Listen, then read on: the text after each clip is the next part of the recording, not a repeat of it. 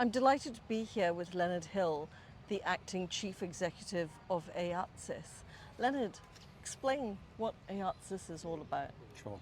AIATSIS is the Australian Institute of Aboriginal and Torres Strait Islander Studies. We're one of Australia's national collecting institutions, and we're the only national collecting institution where our work is exclusively focused on the stories, the people and the culture of Australia's First Nations people. And it's been a pleasure for me in my time here in Australia to support, even if it's only moral support, but to be alongside key events with your wonderful organisation. I particularly remember the journey to Burketown for returns to the Gangalida and Garawal people. And of course today we're going to go to Groote Eylandt for the return of the shell dolls. Manchester Museum have been fantastic in this endeavour, haven't they? They have. The support that we've had both from yourself and the High Commission over the last 6 years in particular, this program's been running, has been amazing, very appreciative. And the partnerships that we've been able to develop with a number of institutions in the UK, and the most recent one is Manchester Museum, which is the second time that we've worked with Manchester.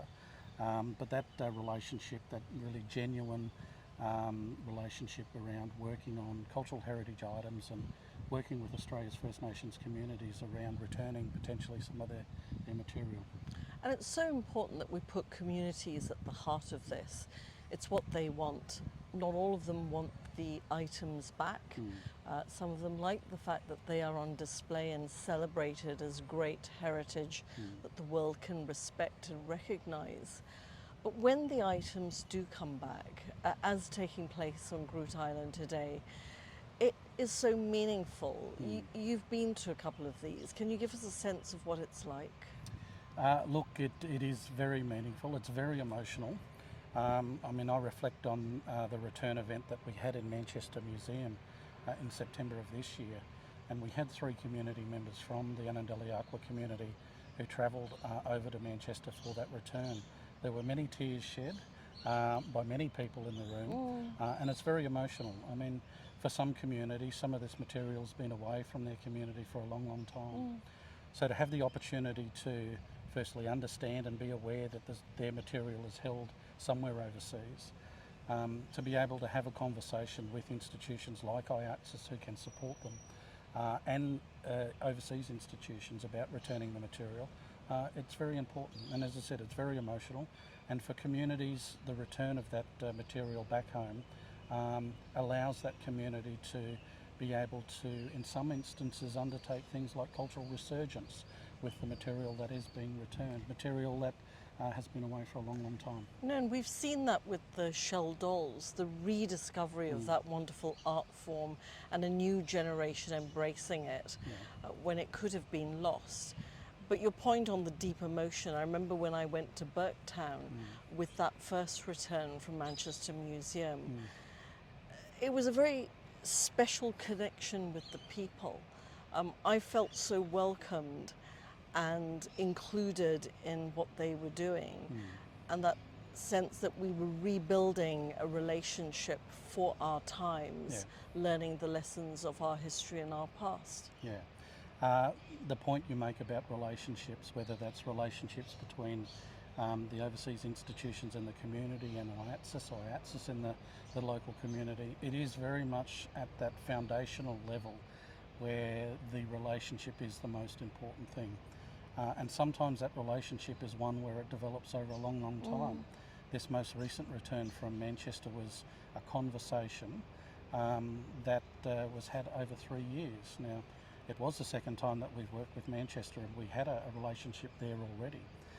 But having that conversation with the community, having the community feel comfortable around the material that we were discussing, thinking about what it was, having the conversations at a community level around it being returned, and then working through that process can take a long time. And community absolutely have to be at the centre. They need to be in the driving seat around these conversations and the work around returning their material. And the speed at which we go as institutions and governments shouldn't be dictated by us, it should be dictated by community, and that's the most important thing. It is, and for them they must have trust in the process. and that their wishes are properly respected.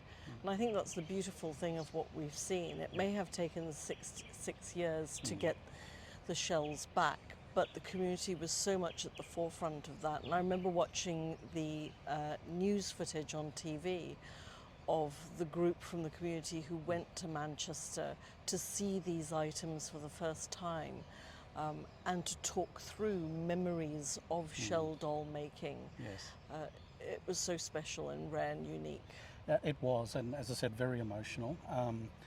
And the other really important thing about opportunities where we have these conversations and these relationships are being developed, and material coming back, it doesn't always have to be framed in a way in which institutions are losing something. You know, you made the point earlier on about material still being in collections that people can engage with. With this recent Manchester Museum return, the community made new dolls that were gifted to Manchester Museum that are now on display there.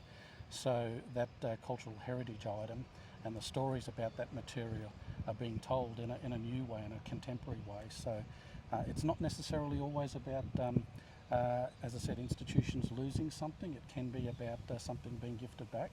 But as I said earlier, it can also be about that material staying there and community working with institutions around better telling that story. No, and institutions actually understanding what it is they have. Yes. Properly curating them, giving them the provenance and the cultural significance of items, because quite often people have items but they do not understand the cultural significance or indeed what those items are for, particularly those who have been the items used in rituals for men or women, some that they'd put on public display, but that is wrong culturally, that they should not be seen by those not from those communities. So I think the gift in return is greater knowledge and understanding for the institutions and those who look after these collections.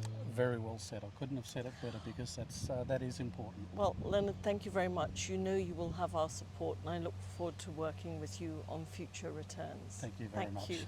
Thank you.